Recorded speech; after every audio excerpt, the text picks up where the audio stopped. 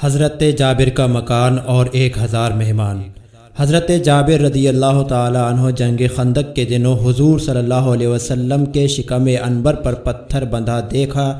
تو گھر آ کر اپنی بیوی سے کہا، کیا گھر میں کچھ ہے تاکہ ہم حضور صلی اللہ علیہ وسلم کے لیے کچھ پکائیں اور حضور کو کھلائیں؟ بیوی نے کہا، تھوڑے سے جو ہیں اور یہ ایک بکری کا چھوٹا بچہ ہے، اسے ذبح کر لیتے ہیں، آپ حضور صلی اللہ علیہ وسلم کو بلا لائیے، مگر چونکہ وہاں لشکر بہت زیادہ ہے اس لیے حضور سے پوشیدگی میں کہیے گا کہ وہ اپنے ہمراہ 10 آدمیوں سے کچھ کم ہی لائیں۔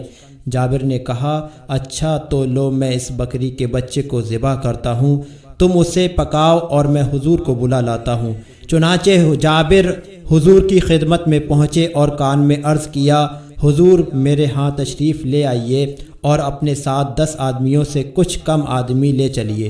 حضور صلی اللہ علیہ وسلم نے سارے لشکر کو مخاطب فرمایا، چلو میرے ساتھ چلو۔ جابر نے کھانا پکایا ہے اور پھر جابر کے گھر آ کر حضور نے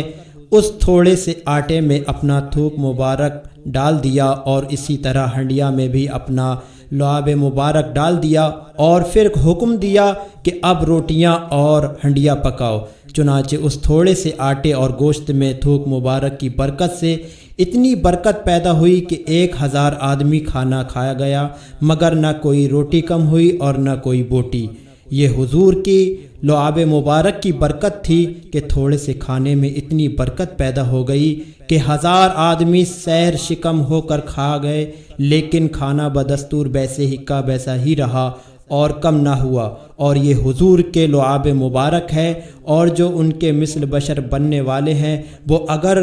کبھی اپنے گھر کی ہنڈیا میں بھی تھوکیں تو ان کی بیوی ہی وہ ہنڈیا باہر پھینک دے گی۔